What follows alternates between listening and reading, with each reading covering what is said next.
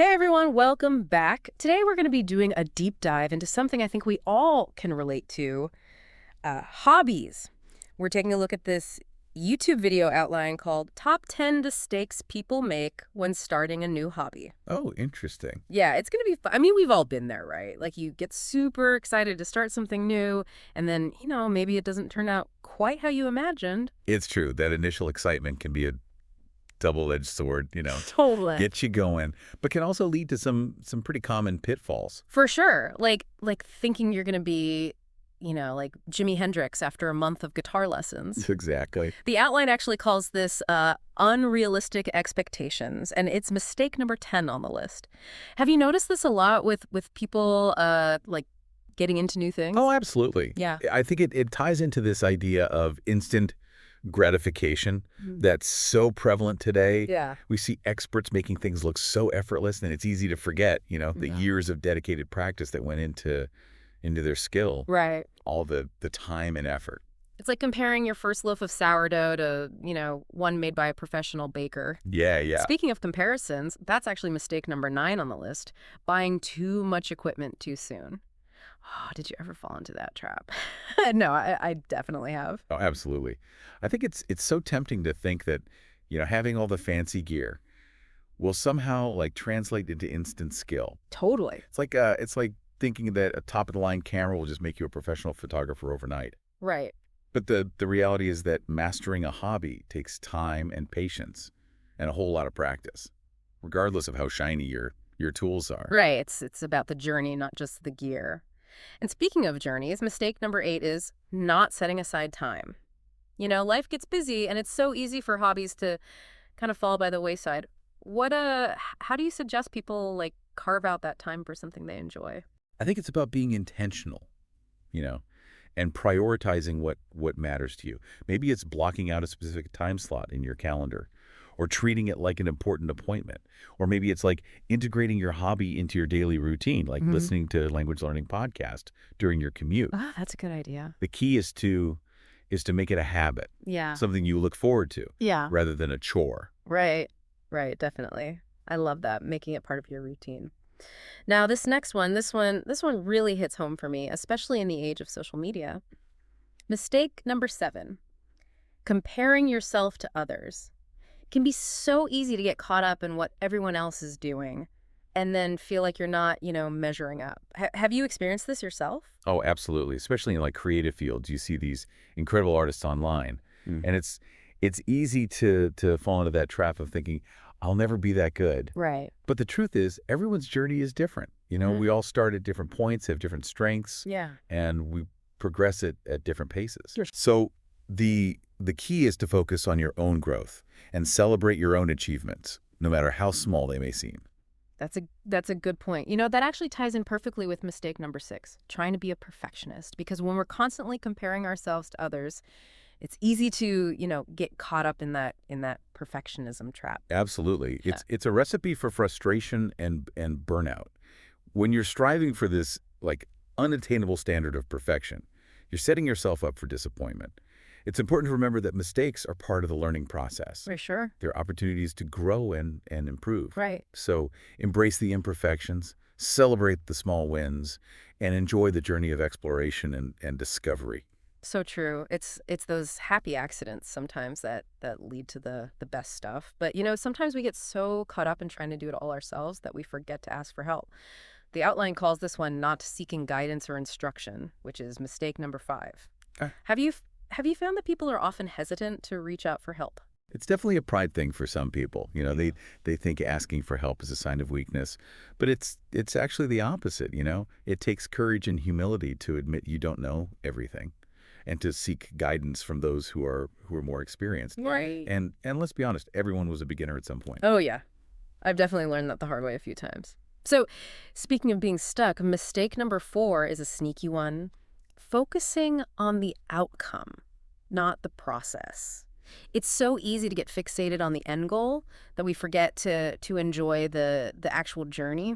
What are your thoughts on this one? I think it's a classic example of missing the forest for the trees. When we're too focused on the outcome, we often miss out on the joy of the the process itself. Yeah. We get so caught up in achieving a specific result that we forget to appreciate like the small steps along the way, the challenges we overcome, the lessons we learned. It's like being so focused on reaching the summit of a mountain Right. that you forget to enjoy the beautiful scenery along the way. Right, right. That's a good analogy. So how do we shift that mindset from outcome to process? It's about cultivating a mindful approach to your hobby, you know. Yeah. Instead of constantly looking ahead to the finish line, try to focus on the present moment. Like, what are you learning right now? What are you enjoying about this particular step? What challenges are you facing, and how can you overcome them? Right. That's such great advice. So instead of stressing about achieving, perfection, we should be savoring that learning process and celebrating those small victories. All right. Now for a mistake that can be a real heartbreaker. Mistake number 3. Choosing a hobby that doesn't truly interest you. It's so easy to get swept up in trends or feel pressured to do something that doesn't really resonate with us. It's like trying to force yourself to enjoy a certain type of music. Yeah. Just because it's popular, you might go through the motions, but you're not truly connecting with it on a deeper level. So hobbies should be something that brings you joy, something that you're genuinely passionate about. Yeah. It's about finding those activities that light you up, that make you feel alive, Yeah. and that make you want to keep coming back for more, even when things get challenging. Yeah, definitely.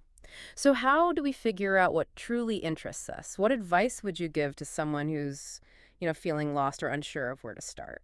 It starts with introspection, you know. Yeah. Take some time to reflect on your values, your interests, your passions. Think about like what activities have you always enjoyed? What are you naturally drawn to? What do you find yourself daydreaming about? The answers to these questions can provide valuable insights into your true self Yeah. and help you identify hobbies that align with your core being. Yeah. And don't be afraid to experiment, you know? Try different things, explore new activities, step outside of your comfort zone. I think that's such a key point. You might be surprised at what you discover when you allow yourself to explore without judgment. Okay, we're down to the last 2 mistakes in this first half of our deep dive. Mistake number 2 is one that we all struggle with from time to time, giving up too easily. Why do you think we're so quick to throw in the towel when things get tough?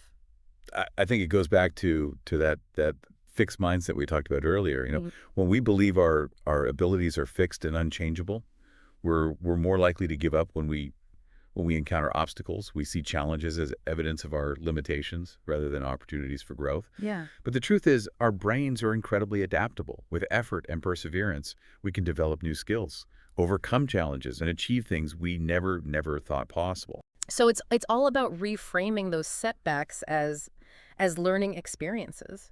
So instead of seeing a mistake as a failure, we can see it as an opportunity to learn and grow. Which brings us to the most important mistake of all, the one that underpins so many of the others. Hmm. Mistake number 1, not having fun. It seems so obvious, but it's so easy to lose sight of this when we get caught up in, the pursuit of perfection or comparison or external validation. Exactly. At the end of the day, hobbies should be a source of joy and fulfillment.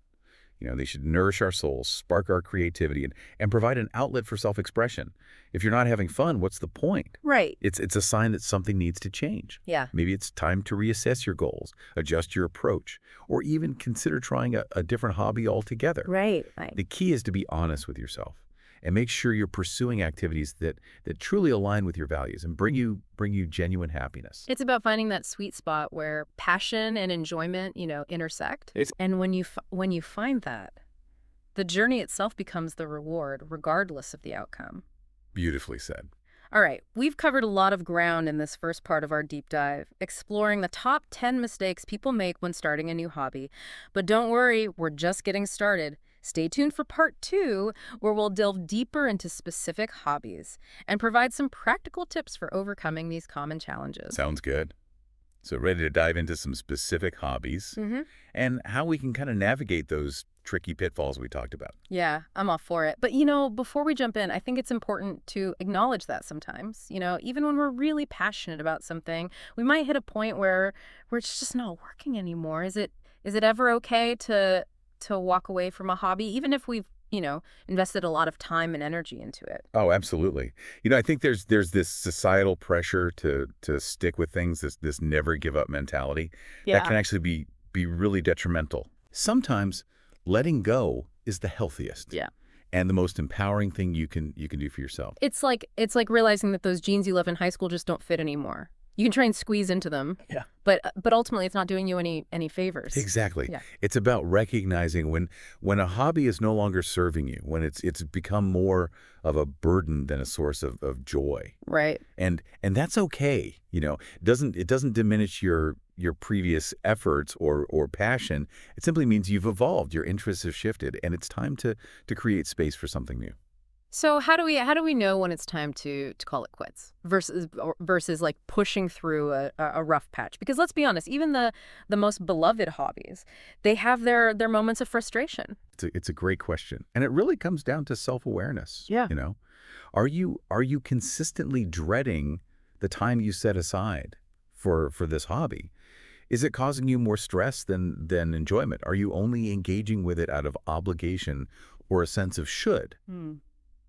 If the answer to those questions is yes, it might be time to have an honest conversation with yourself about whether this hobby is still truly serving you. So it's about tuning into your feelings and trusting your intuition. But let's say you've found a hobby that truly lights you up, something you're passionate about and committed to, but you're still facing those inevitable roadblocks, those moments where you wanna throw in the towel. What strategies can help you navigate those challenges? Well, that's where those top 10 mistakes we discussed earlier really come into play.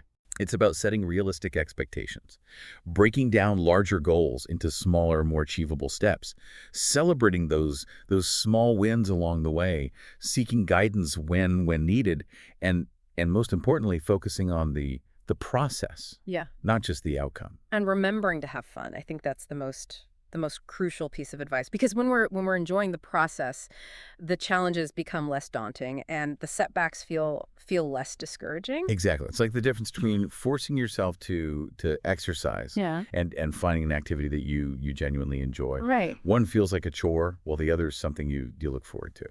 So let's dive into some specific hobbies and how we can apply these strategies to overcome some common challenges. Something creative like painting. That's often really intimidating for beginners. They see these amazing works of art and they think I could never do that.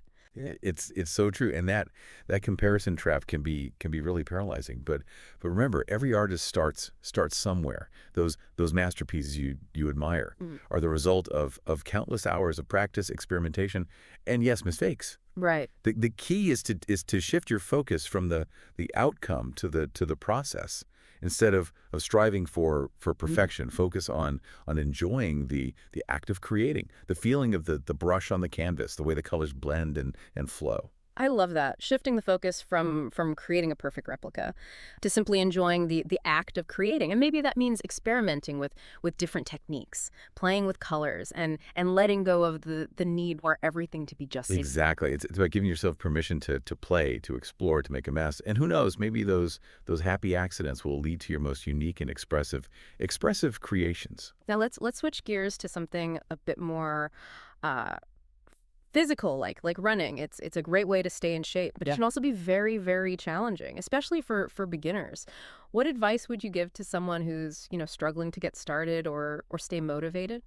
Again, it's about starting small and setting realistic expectations. Don't compare yourself to seasoned marathoners. Maybe start with a brisk walk, and then gradually incorporate like short intervals of running, and slowly increase those intervals over time. Listen to your body, rest when you need to, and don't be afraid to adjust your goals as needed. And remember, running isn't just about physical fitness. It's also a great way to clear your mind, enjoy the outdoors, and connect with your body. I've heard so many people say that running is their form of meditation. It's their way to de-stress and process their thoughts.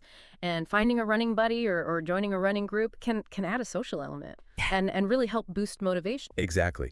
And that social aspect can be incredibly powerful, Yeah. especially for hobbies that can feel solitary, like learning a new language. Learning a new language. Now that's a hobby that requires dedication and perseverance.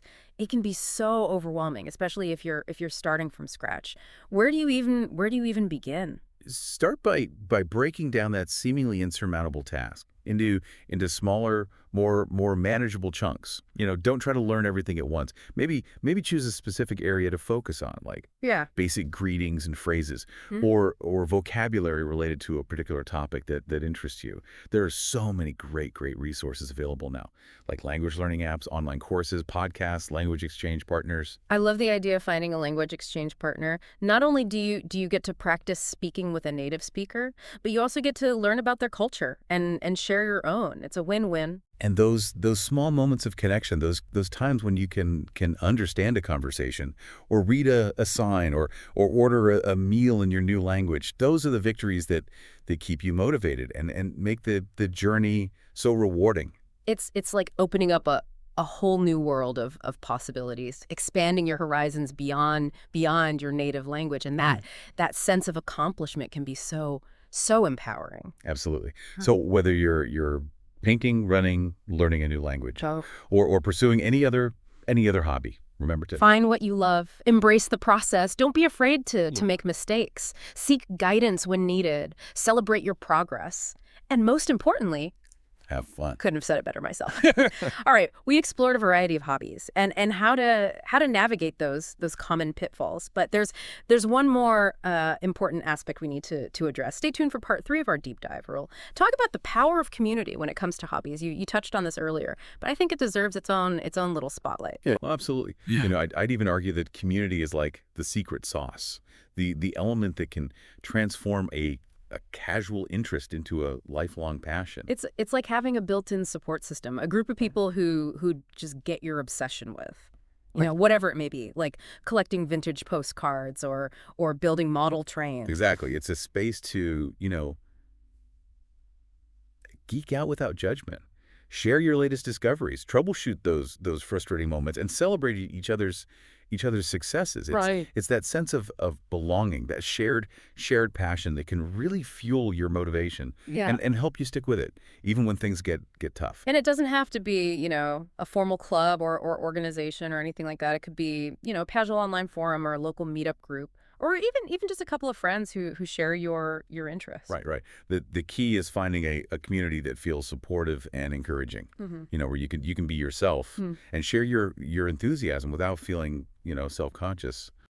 Thinking back to some of those mistakes we discussed earlier, like comparing yourself to others or giving up too easily. I imagine being part of a community could really help with those. Without a doubt, when you're surrounded by people who are on a similar journey, you're less likely to fall into that comparison trap. Yeah. You see the struggles and triumphs of others, and it normalizes the ups and downs of the learning process. Right. And when you're feeling discouraged, that community can offer encouragement, advice, Mm. and a reminder that you're not alone in your struggles. It's like having a cheer squad for your hobby. And if you can't find an existing community that fits, why not create your own? Exactly. Start a blog, host a workshop, organize a virtual meetup. There are so many ways to connect with like-minded people. It's amazing how technology has opened up so many possibilities for building communities around shared interests. Right. No matter how niche your hobby might seem, chances are there are others out there who are just as passionate about it as you are. Yeah. And connecting with those people can make all the difference in your hobby journey. It's about finding your tribe, Right. your people, those who get you and your quirky passions. So as we wrap up our deep dive into the world of hobbies, Mhm. I want to leave you with a final thought, a question to ponder. Yeah. As you embark on your own hobby adventures, All right, hit us with that thought-provoking question. what hobby have you always wanted to try but haven't? And what's one small step you can take today to make it happen? Ooh, I love that. It's a call to action, an invitation to explore those hidden passions, to dust off those dreams that have been, tucked away for too long. Exactly. Don't let, fear or self-doubt or the busyness of life hold you back. Take that that first step, however small it may seem. Sign up for a class, buy that starter kit, join that online forum, reach out to a friend who shares that interest. You never know where that one small step might lead you. And remember, the journey is just as important as the destination. Embrace the process. Enjoy the ride. Celebrate the small victories, and don't be afraid to ask for help along the way. Who knows? You might discover a hidden talent, a newfound passion, a whole new community of like-minded friends. The possibilities are endless when you open yourself up to the world of hobbies. So go out there, explore, create, and most importantly, have fun. Thanks for joining us on this deep dive into the world of hobbies. We'll catch you next time on The Deep Dive.